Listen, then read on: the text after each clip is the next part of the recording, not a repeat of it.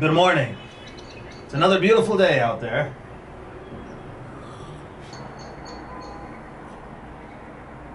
Yeah.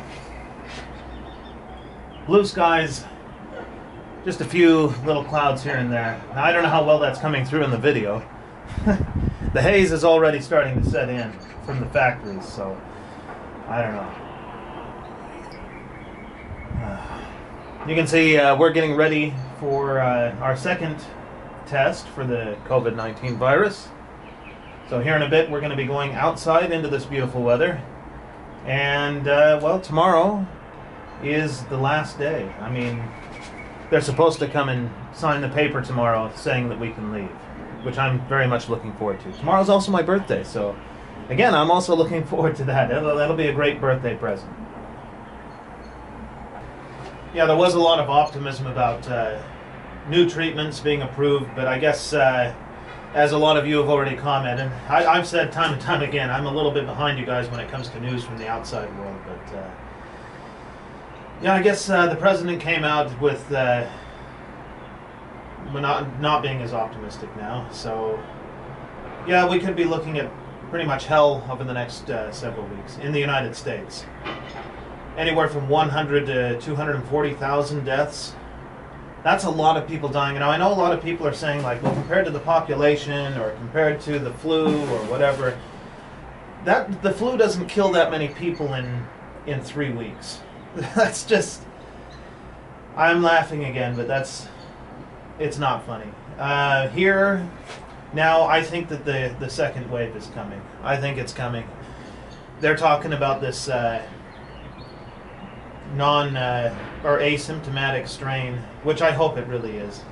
If it's asymptomatic, then okay, fine. Let it burn through the population as fast as possible so that everybody has some sort of immunity to this thing. But maybe that's what the second wave is going to be. I'm hopeful. They're already putting people back in quarantine and locking things up, so I mean, they've got to do what they've got to do, I suppose. But let's hope that it really is just an asymptomatic strain. In which case, I think they shouldn't be locking people up. Just let it run, let it burn through the population as fast as possible, so that everybody has some sort of immunity. Of course, I'm not a doctor, so my thoughts on the matter are probably not going to be what's best for everybody. But and I'm sure that the government has very good doctors informing them of the best options. At this point, they don't want to make any mistakes. It's been bad enough already. So let's hope for the best, even with this bad news. Well, here we go. On the elevator, headed down to the car to go get our second test. Well, testing is done. Now we're going back to the house.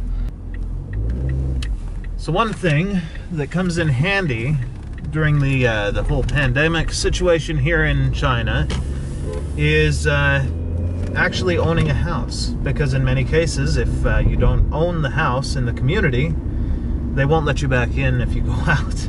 So there's a lot of people that had been renting as workers in different cities that when they returned, after they were all cleared, they weren't able to get into the places they were renting to stay, so it kind of makes it hard to go back to work when you don't have a place to live.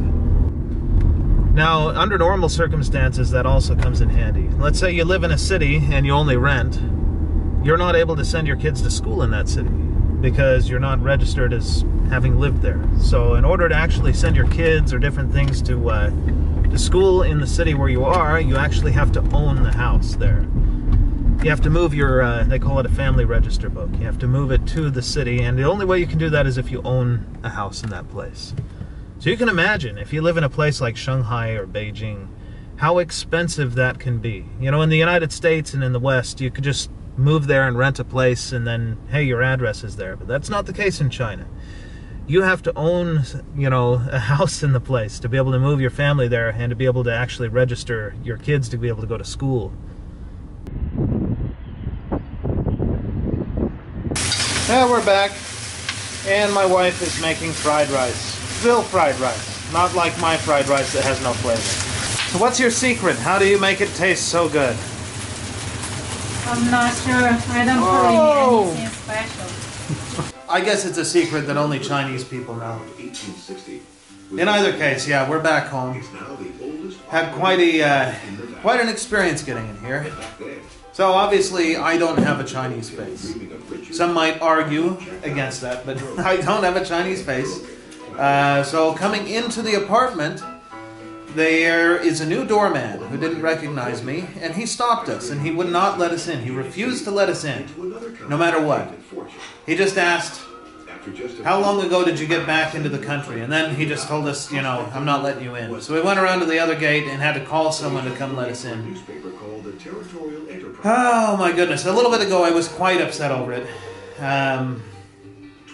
Obviously, I look at that as total ignorance. It is not by the law that someone is doing that, but because of their own personal decision to go after a foreigner. Normally, the doorman that I know on a regular basis is very friendly. He would never do something like that. But there are ignorant people out there that just because I look different, obviously I'm not Chinese, they would do that. And they have all power to refuse to let me in. So, just unbelievable. Very, very frustrating. But in either case, now it's time to eat. Hello everybody. Surprise. I'm going to be uploading 2 videos with this one a little bit delayed. So, hope you enjoyed this. And I guess I'll see you guys in the next one, which should be uploaded right after this one. See you then.